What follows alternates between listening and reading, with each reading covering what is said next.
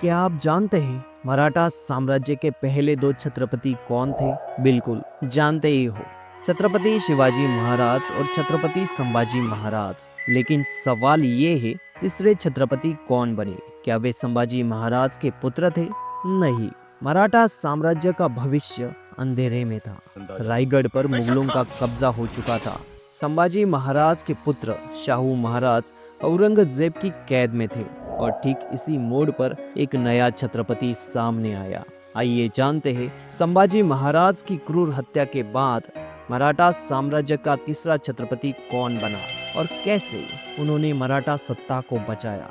मराठा साम्राज्य की नींव रखने वाले छत्रपति संभाजी महाराज। उनकी 8 रानियां थी, लेकिन आज हम 2 सबसे महत्वपूर्ण रानियों की बात करेंगे। पहली रानी थी सईबाई, जो शिवाजी महाराज के जीवन का सबसे कोमल हिस्सा थी।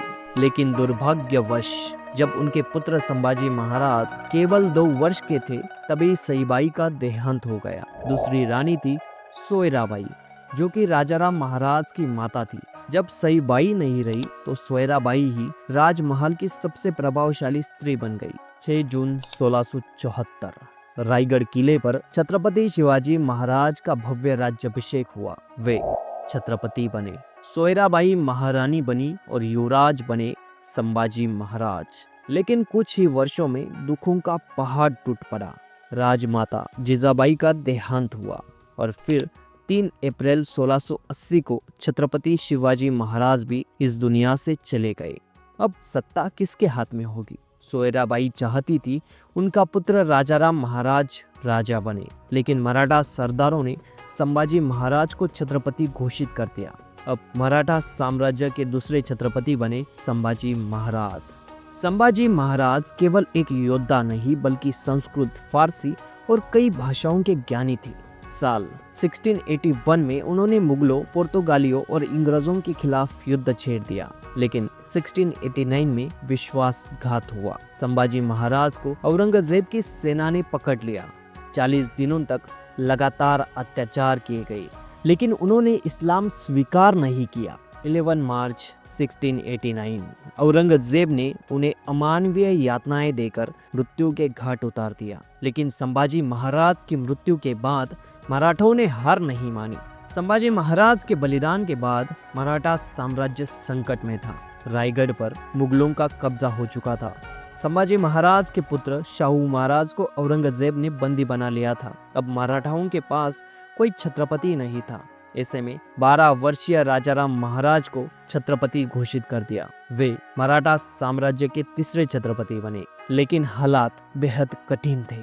राजाराम महाराज को रायगढ़ छोड़कर दक्षिण भारत यानी तमिलनाडु के जिंजी किले पर जाना पड़ा।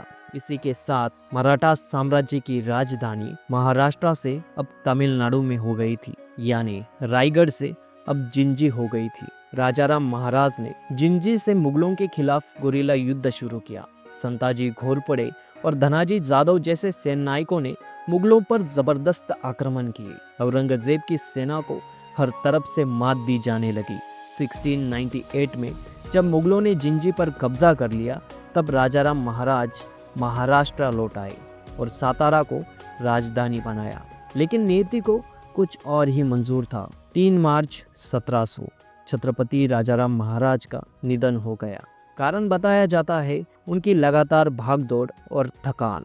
तपेदिक यानी टीबी का फेफड़ों की बीमारी। राजाराम महाराज के बाद उनकी पत्नी महारानी ताराबाई ने मराठा साम्राज्य की कमान संभाली। उन्होंने औरंगजेब के खिलाफ युद्ध जारी रखा और मराठा साम्राज्य की रक्षा की। उनका नेतृत्व इतना प्रभावी था कि औरंगजेब 1707 में मराठों को पूरी तरह से पराजित किए बिना ही मर गया। आपको मराठा साम्राज्य के बारे में और क्या जानकारी चाहिए, हमें कमेंट में बता सकते हैं। हम इस पर वीडियो जरूर बनाएंगे। और हाँ, छत्रपति शिवाजी महाराज की जय लिखना मत भूलना।